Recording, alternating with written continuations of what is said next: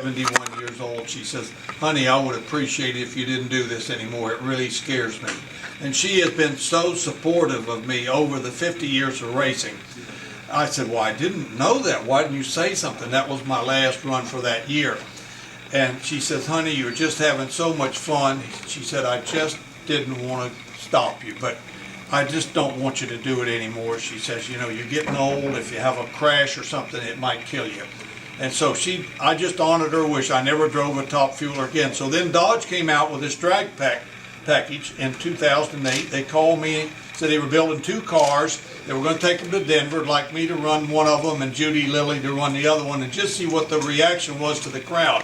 Well, they love those things. So they offered the car then in 2009, and my wife says, honey, why don't you get one of those drag pack cars? They only go 130 miles an hour, and she says, that to me seems real safe, not like 300. And so I got one, and I have had so much fun with that thing, because it's a one-on. I get in it, I turn on the ignition, I drive it down to the staging lanes, I make the run, I get out at the other end, I take the hood off, I take the gas out for the gas check, I drive it across the scales, I return to this. I don't have to have 25 guys working for me. And of course that's how I started. I just myself and somebody helped me, sometimes my wife. And it's just a fun thing, and of course the sportsman racers are dear to my heart because they are where it all comes from.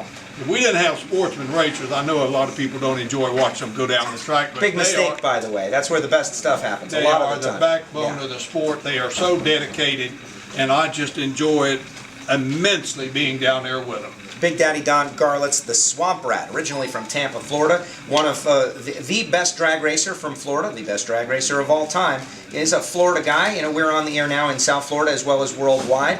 That's kind of a point of pride for me. You coming out of Florida, going out to Southern California, beating all those guys, making your reputation. Being out of Florida back then was not as hip and cool as it is nowadays. They didn't call me the Swamp Rat for nothing. And a few other less colorful names. But we had some smart guys back here. I know I had some good teachers, some old gentlemen that knew how to build engines that brought me along. I didn't just come up out here. I had good men telling me stuff, old men, you know, they're long gone now. And I was a quick learner, and the Chrysler engine and me just went together like ham and eggs. I love that Hemi engine, everything about it did, I liked it, and I went out to California and I was able to make my engine perform better than some of the guys out there. They couldn't hardly believe that, but on their strips, they had to believe it. Well, yeah, you proved it to them, and you proved it to them time and time again. Yes, won a lot of races out there. Now, what about these sportsman guys? Now, this is a little bit different animal here. These guys are tough. Well, how are you? Give me your class, where you are compared to your index. I run in the A-Stock automatic class. It has to run about 10 flat, should run in the 9s. This car that I've got only ran 1040 last summer, but it'd been a long time since I'd run one of these cars, and I wasn't up to speed on the different things I needed. But over the winter, I've changed the car around. I should be right in there in the thick of things in this race. Now, how seriously are you taking this? Is this just for fun, or I can imagine the competitive nature when you're with the car and you see there's these young kids out there and they've got everything that they need, that the competitive nature takes over and you want to go out there and win, but you know that you need seat time and you need the repetition to get really good on the starting line and everything. How hardcore are you gonna handle this?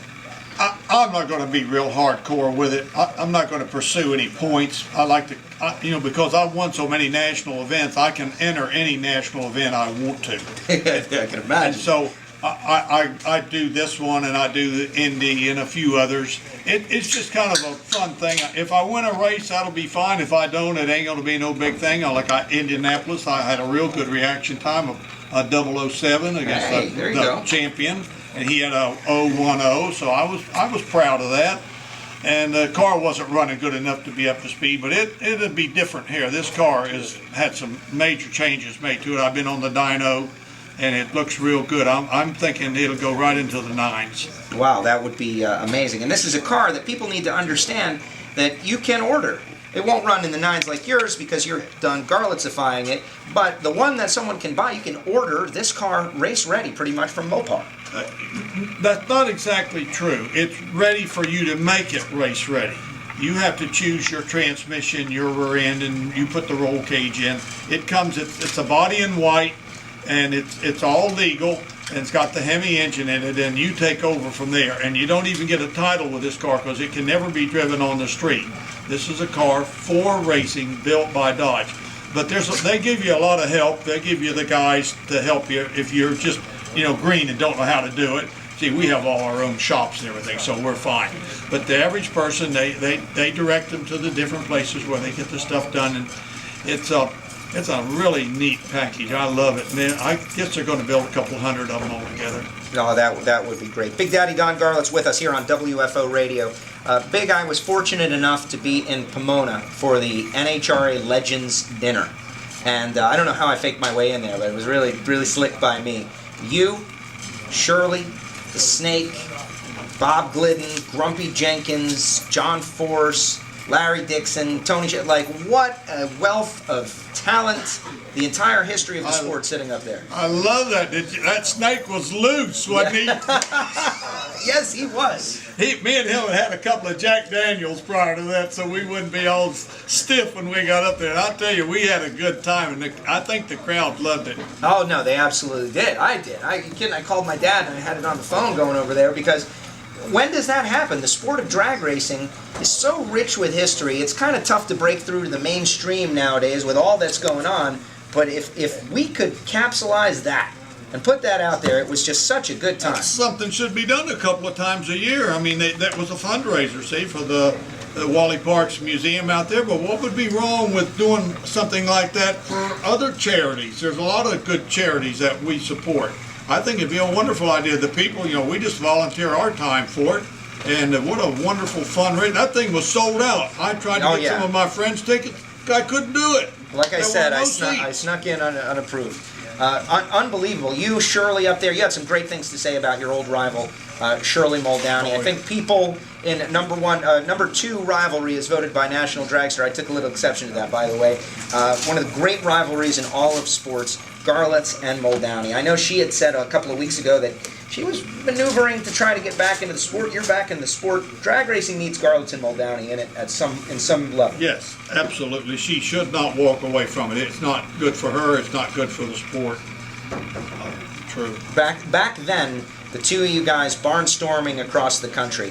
What was that like? We see now these major national events and millions of dollars spent. Back in those days, though, you guys were a couple different cities, a couple different nights in a row, match racing against each other, radio commercials on local radio stations, hearing you guys jaw back and forth. It was really an epic situation.